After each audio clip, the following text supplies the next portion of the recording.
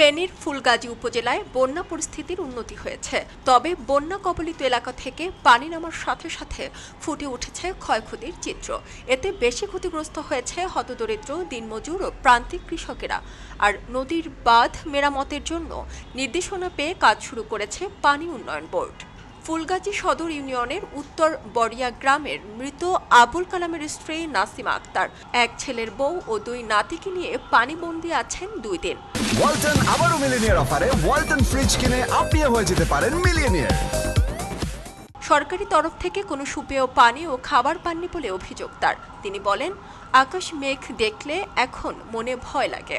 আজকে 2 দিন আমরা গৃহবন্দী, বাবুরে দেখার মতো কেউ নাই। দুপুরে একজন এসেছিল, তারও খোঁজ খবর নাই। শুকনো করে কিছু খাবারও নাই, চুলো জ্বলতেছে না, টিউবওয়েলটাও পানির ভিতরে ডুবে আছে। নাতি নাতনি নিয়ে চকির ভিতরে লুকিয়ে আছি, কি জিনিস বাঁচামো না ওকে বাঁচামো।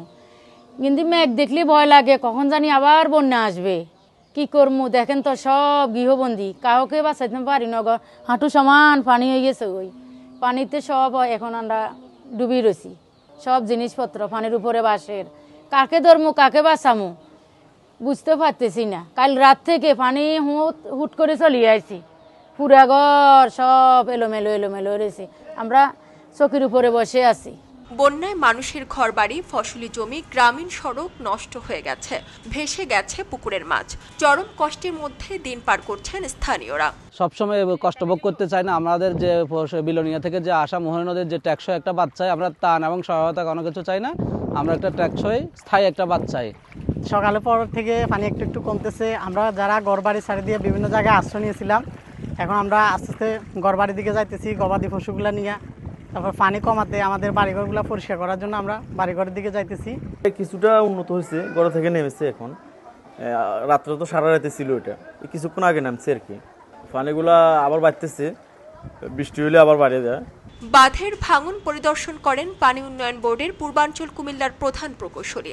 এ সময় তিনি বলেন, যে এই যে নদীগুলো, এটা কিন্তু ছোট নদী, এখানে পানির ধারণ ক্ষমতা যেটা সেটা কিন্তু আসলে অতটা নাই। এই নদীকে চড়া না করলে কিন্তু এখানে পানির ধারণ ক্ষমতা বৃদ্ধি করতে হবে, প্লাস তারপরে এটা টেকসই হবে। তার আগে কখনোই টেকসই করা যাবে না। এখানে নয়সের কোনো সুযোগ নাই। আমরা স্বচ্ছতার সঙ্গে বলে দেবো যে কত জিও ব্যাগ লাগবে, কি করতে হবে, সময় তথ্য থাকবে। আপনারা জনগণ যারা আছেন, গণমাধ্যম কর্মী যারা আছেন, আপনারা দেখে নেবেন যে আমরা আমাদের কোয়ালিটি কোয়ান্টিটি আমরা ব্যর্থ করছি। যদি কখনো কোনো কোয়ালিটি কোয়ান্টিটি ব্যর্থ হয়ে থাকে, আমাদের ব্যবস্থা নেব।